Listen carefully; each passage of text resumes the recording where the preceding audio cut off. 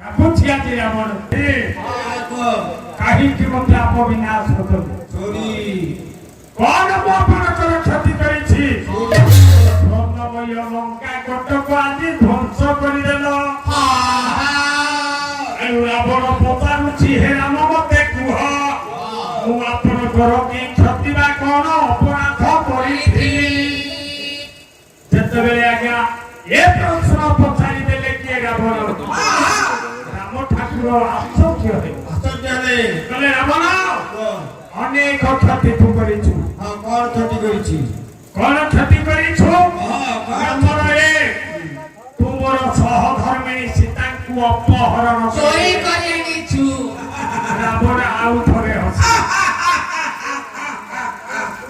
ମୂର୍ଖ ରାମ ରାଗିଗଲା। ରାବଣ କହିଲା, ପ୍ରଭୁ କଣ କହିଲା? କହିଲା ଚୋର ବୋଲି ଯେବେ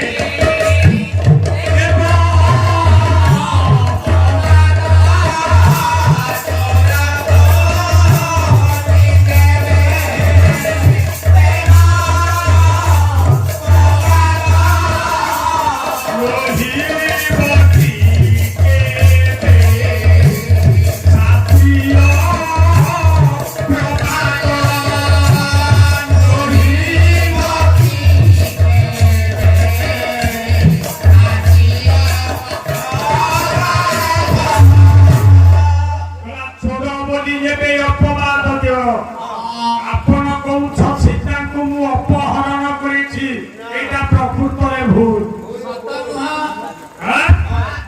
ମୁଁ ସୀତାଙ୍କୁ ଅପହରଣ କରିନି। ମୁଁ କଣ କରିଛି? ମୁଁ ସୀତାଙ୍କୁ କେବଳ ବରଣ କରିଛି।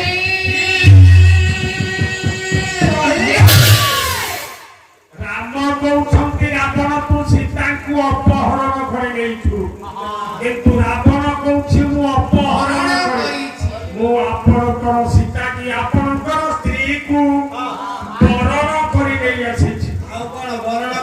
ଆଜ୍ଞା କୋଉ ପୁରାଣରେ ଏହାର ପ୍ରମାଣ ମିଳିବ? ଆପଣଙ୍କୁ ଗୋଟିଏ ଶ୍ଲୋକ ଶୁଣେଇବି।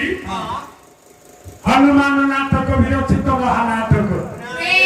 ରାବଣଙ୍କ ହାତ ଧରି ରାମଙ୍କ ମୁଖକୁ ଚାହିଁ କହିଲା, ଆଜ୍ଞା ମୋ ବଂଶ କୋଉ ବଂଶରେ ମୁଁ ଜନ୍ମ?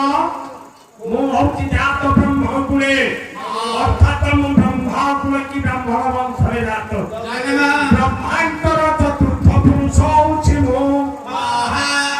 36 ବର୍ଣ୍ଣ ଭିତରେ ବ୍ରାହ୍ମଣ ହଉଛି ଶ୍ରେଷ୍ଠ। ନମ୍ବର 1ରେ ମୁଁ ବ୍ରାହ୍ମଣ। ଦ୍ୱିତୀୟରେ ମୁଁ ହଉଛି ଦାକ୍ଷିଣାତ୍ୟ ଭାରତ ବର୍ଷର ମୁଁ ହଉଛି ସମ୍ରାଟ। ଏଣୁ ଯେତେବେଳେ ମୋର ଭଉଣୀ ସୂର୍ପଣଖା ଆପଣମାନଙ୍କୁ ଯାଇ ଫୁଟେଇ ଦେଇଥିଲା, ଯେତେବେଳେ ସୂର୍ପଣଖା ଆପଣମାନଙ୍କ ପାଖକୁ ଯାଇଥିଲା, କଣ କହିଥିଲା?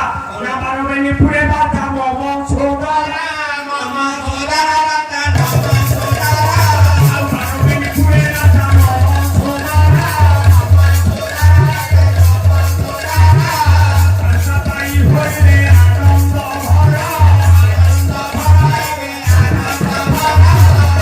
ସୂର୍ପଣଖା ଆପଣଙ୍କ ନିକଟରେ ପହଞ୍ଚି ନିଜର ପରିଚୟ ଦେଇଥିଲା, ନିଜର ବଂଶ ପରିଚୟ ଦେଇଦେଲା। କଣ କହିଥିଲା? ନା ବାରବେନି ପୁରେ ରାଜା ମମ ସୋଦରା। ବାରବେନି କହିଲେ 2, ଅର୍ଥାତ ମୁଁ ହଉଛି 14 ବ୍ରହ୍ମାଣ୍ଡର, ମୁଁ ଯୋଉ 14 ବ୍ରହ୍ମାଣ୍ଡର ଜଣେ ରଜା। ତାପରେ 36 ପାଟକରେ ବ୍ରାହ୍ମଣ। ଆଜ୍ଞା ବ୍ରାହ୍ମଣ କେବେ ଚୋରି କରେ କି? ରାଜା କେବେ ଚୋରି କରେ? ଏଣୁ ମୁଁ ଆପଣଙ୍କର ପତ୍ନୀ କି ଚୋରି କରି ଆଣି ନାହିଁ।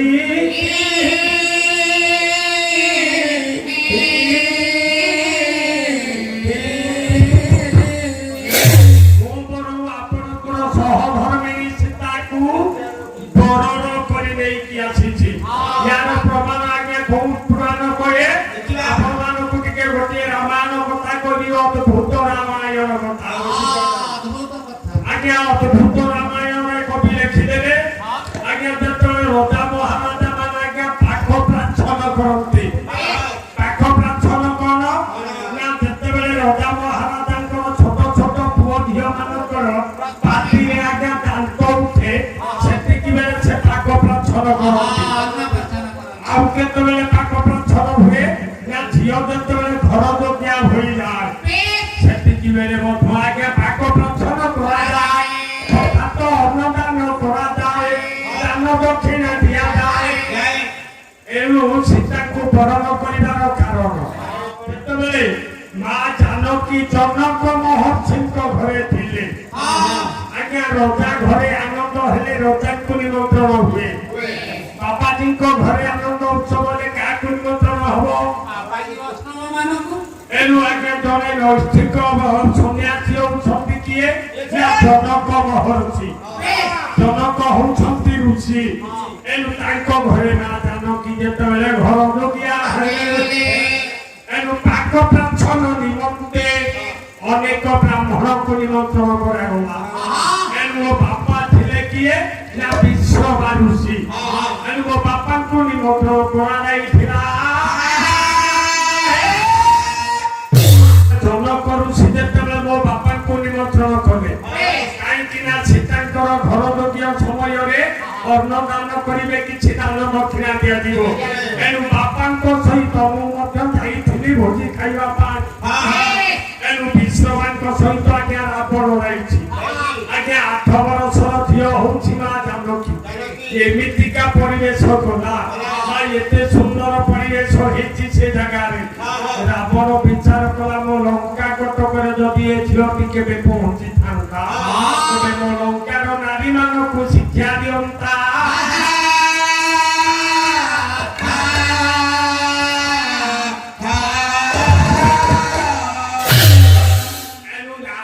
ସୀତାଙ୍କର ବ୍ୟବହାରରେ ଦୋଷ ହେଲେ କିଏ ବିଶ୍ରବା ଏବଂ ରାବଣ।